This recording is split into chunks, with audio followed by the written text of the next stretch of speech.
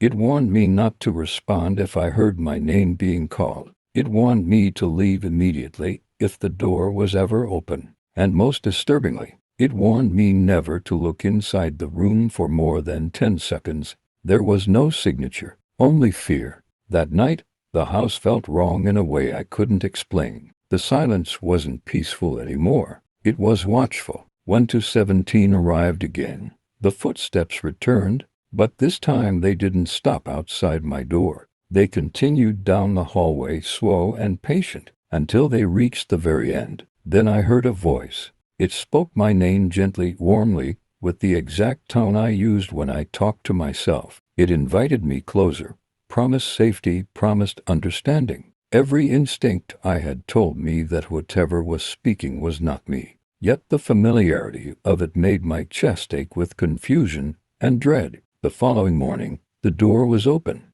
I stood at the end of the hallway for a long time, staring into the room that was never meant to be entered. The inside looked impossibly wrong. There were no windows, no furniture, and no visible light source. Yet the room wasn't dark. It felt hollow, like the inside of something that had already been emptied of life. I stepped closer, my heart pounding loudly in my ears, and began counting the seconds in my head. As the count approached 10, I noticed movement, not physical movement, but a shift in presence, as though the room itself had become aware of me. When I reached 10, the room blinked, and something inside it saw me. From that moment on, sleep became impossible. Every night I dreamed of standing inside the empty room, surrounded by versions of myself from different moments in my life. They all stared at me with identical smiles, except one. That one stood closer than the rest,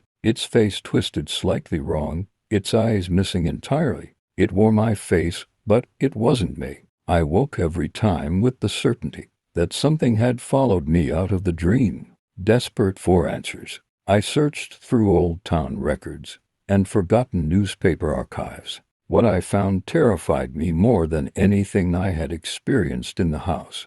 Every tenant who had lived there before me had reported the same empty room, the same voice, and the same rules. Most of them disappeared within weeks. One tenant left behind a final message that explained everything in a single sentence. The room warns you, and when it is ready. On the final night, the door opened again at 217. This time, I didn't hesitate. I ran for the stairs, my heart racing, my breath burning in my chest. But as I ran, I heard footsteps behind me, perfectly matching my pace, my rhythm, my fear. I felt a hand touch my shoulder, cold and familiar, and I understood in that moment that the room, it had chosen me. They say the house is empty now. No signs of struggle, no body, just a room upstairs, waiting silently for the next person who thinks emptiness means safety, and a new list of rules lying on the floor.